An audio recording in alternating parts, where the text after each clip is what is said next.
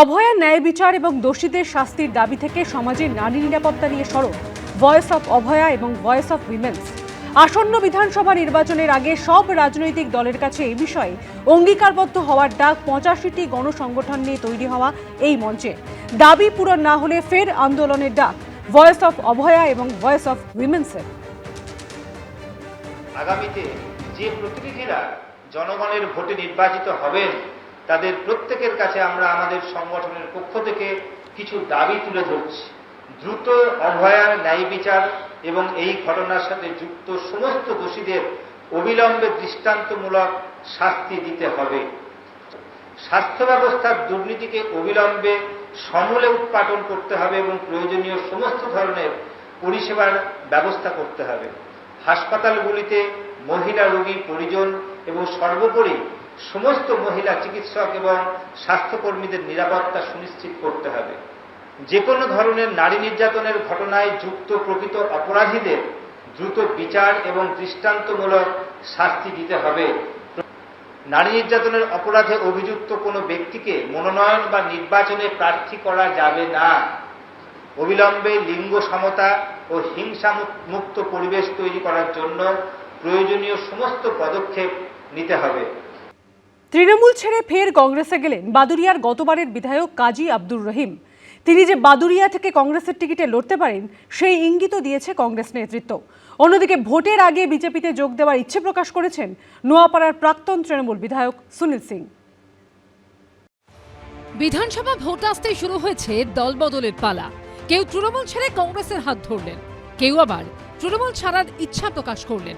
তৃণমূল ছেড়ে ফের কংগ্রেসে গেলেন বাদুড়িয়ার গতবারের তৃণমূল বিধায়ক কাজী আব্দুর রহিম, যিনি দিরু নামেই বেশি পরিচিত। 2016 সালে কংগ্রেসের টিকিটে বাদুড়িয়া থেকে ভোটে জিতে জয়ী হয়েছিলেন তিনি। 21-এর ভোটের আগে যোগ দেন তৃণমূলে। সেবার বাদুড়িয়া থেকে তৃণমূলের হয়ে জিতে বিধায়ক হন কাজী আব্দুর রহিম। এবার আর তাকে প্রার্থী করেনি তৃণমূল। এরই মধ্যে কংগ্রেসে ফিরলেন তিনি। आज हमारा खुशी का बात यही है जहां आज हम घर लौट आया। আমি ওই দলের সত্যি অযোগ্য, তৃণমূলে আমি অযোগ্য। তার কারণ আমার মানসিকতার সঙ্গে ওই দলের কোনো সম্পর্ক নেই অনেক দিন থেকেই। आपको ये घर वापसी का याद कब आया जब आपको टिकट नहीं मिला टीएमसी से? जो पूछा है ये तो सही है, लेकिन दिया नहीं तो हम आया। কাজী আব্দুর রহিম যে বাদুড়িয়া থেকে কংগ্রেসের টিকিটে লড়তে পারেন এই দিন সেই ইঙ্গিত দিয়েছে কংগ্রেস নেতৃত্ব।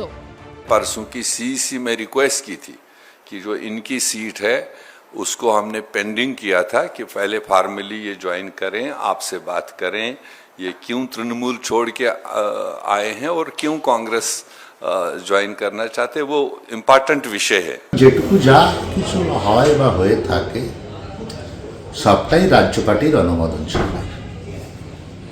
আর দল ছাড়বেন কি না ছাড়বেন এটা নিজস্বতা একান্ত ব্যাপার। এখানে ব্যক্তিগত ক্যারিসমা বা ইমেজ বলে কিছু নেই। 294টি কেন্দ্রে 294টিতেই প্রার্থী মমতা বন্দ্যোপাধ্যায়।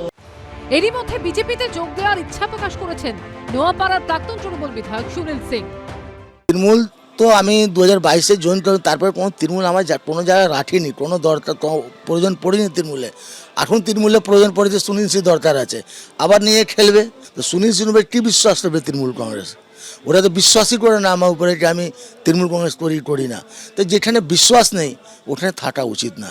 বিজেপিতে যোগ দেওয়ার চান্স বেশি আছে। একদা অর্জুন সিং এর ছায়াসঙ্গী হিসেবে পরিচিত ছিলেন তার ভগ্নিপতি সুনীল সিং। অর্জুন সিং এর মতো 2019 সালে তৃণমূল ছেড়ে বিজেপিতে যোগ দিয়েছিলেন তিনি। 2021 সালের বিধানসভা ভোটে নোয়াপাড়া কেন্দ্রে বিজেপির প্রার্থী হিসেবে দাঁড়ালেও হেরে যান।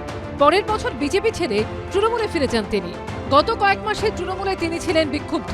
এরই মধ্যে গত বছর শুভেন্দু অধিকারীর সঙ্গে সুনীল সিং এর সাক্ষাৎ ঘিরে জল্পনার পারদ চলেছিল। এবার ভোটের কদিন আগে তার বিজেপিতে যোগদানের ইচ্ছা প্রকাশ, যা ঘিরে চড়ছে পারদ। আমি ব্যক্তিগতভাবে আমি কথা বলে নেব, আমি জানি না কি বলেছেন কি বলেননি, কিন্তু আমার নির্বাচন যে পরিচালন কমিটি তার মধ্যে সুনীল সিং নেই। আগে তো ওনাকে তৃণমূল কংগ্রেস ছাড়তে হবে, তো তৃণমূল কংগ্রেসও থাকবো, আবার বেসুরাও হব, আবার পদেও থাকবো, সবটা তো হবে না। সোমবারে বিধায়ক পদ থেকে ইস্তফা দিলেন ভরতপুরের বিদায়ী বিধায়ক হুমায়ুন কবির। কোনো রাজনৈতিক দল তাদের 148-এর সংখ্যায় পৌঁছাতে পারবে না।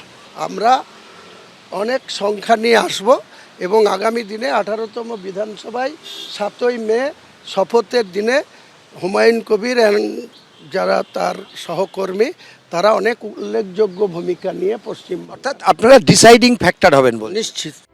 ভোটের 1 মাসও বাকি নেই, কিন্তু রাজনৈতিক দলগুলোয় নেতাদের যোগ বিয়োগ এখনও শেষ হচ্ছে না। বিজেন্দ্র সিংহ, সমীরণ পাল ও উজ্জ্বল মুখোপাধ্যায়ের রিপোর্ট, এবিপি আনন্দ। ভোটের আগে প্রার্থী ঘোষণার পরই দিকে দিকে দেখা গেল কংগ্রেসের প্রার্থী অসন্তোষ। চাঁচল থেকে মেদিনীপুর কোথাও টেবিল চেয়ার ভাঙচুর তো কোথাও স্লোগান যুদ্ধ চলল কংগ্রেসের দুই গোষ্ঠীর মধ্যে। প্রার্থী বিক্ষোভ জারি রয়েছে বিজেপিতেও। সবে রবিবারই প্রথম দফায় প্রার্থী তালিকা ঘোষণা করেছে কংগ্রেস। সোমবারই বিভিন্ন জায়গায় ক্ষোভ উগরে দিলেন দলের কর্মী সমর্থকেরা। 294টি আসনের মধ্যে রবিবার প্রথম দফায় 284টি আসনে প্রার্থীর নাম ঘোষণা করেছে কংগ্রেস। মালদার চাঁচলে আসিফ মেহমুবকে প্রার্থী করেছে কংগ্রেস। তার নাম ঘোষণার পরই দলীয় পার্টি অফিস থেকে জিনিস এনে ভাঙচুর চালান কংগ্রেস কর্মী সমর্থকদের একাংশ। আগুন জ্বালিয়ে চলে বিক্ষোভ। দলেরই প্রার্থীর বিরুদ্ধে দেওয়া হয় স্লোগান।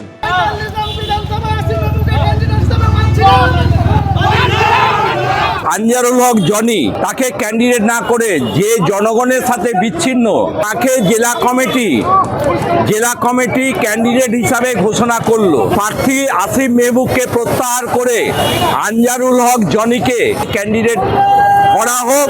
যে সিট পাবে সে খুশি হবে, সে সিট পাবে না মন খারাপ হতে পারে। তো এটা সব দলের হয়, সবাইকে ইউনাইটেড করে দেবো। মুর্শিদাবাদের ডোমকলে শাহনাজ বেগমকে টিকিট দিয়েছে কংগ্রেস। তার নাম ঘোষণা হতেই তুমুল উত্তেজনা ছড়ায় পার্টি অফিসের ভেতরে। বচসা থেকে কার্যত হাতাহাতিতে জড়ায় দুপক্ষ। চলে স্লোগান যুদ্ধ।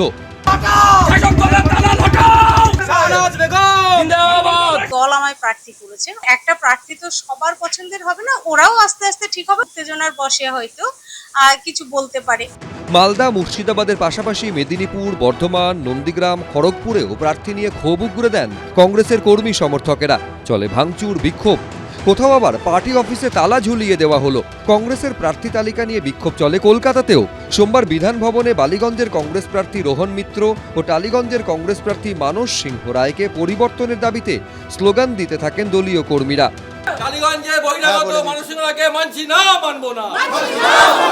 রোহন মিত্র বালিগঞ্জ থেকে যদি প্রত্যাহার না হয়, আমরা কাল থেকে কংগ্রেসের কর্মী, মহিলা সংগঠন, আমার হাজার হাজার লোক এইখানে পিসিসিতে ঢুকবে, প্রতিবাদ করব। আমার কাছে খবর নেই, যখন কোনো জিনিসের চাহিদা বেশি থাকে তখন সেখানেই বেশি মানুষের উপস্থিতি হয়। আমরা সমস্ত কিছু পর্যবেক্ষণ করছি। বিজেপিতে শুরু হয়েছে প্রার্থী বিক্ষোভ। কল্যাণীতে এখনো প্রার্থী ঘোষণা করেনি দল। তবে সেখানকার বর্তমান বিধায়ক অম্বিকা রায়কে যাতে কোনোভাবেই প্রার্থী না করা হয়, এই আর্জিতে এদিন সকাল থেকে বিধাননগরে রাজ্য দফতরের বাইরে বিক্ষোভ দেখান দলের নেতা কর্মীরা। এবিপি আনন্দ। এবিপি আনন্দ, এগিয়ে থাকে, এগিয়ে রাখে।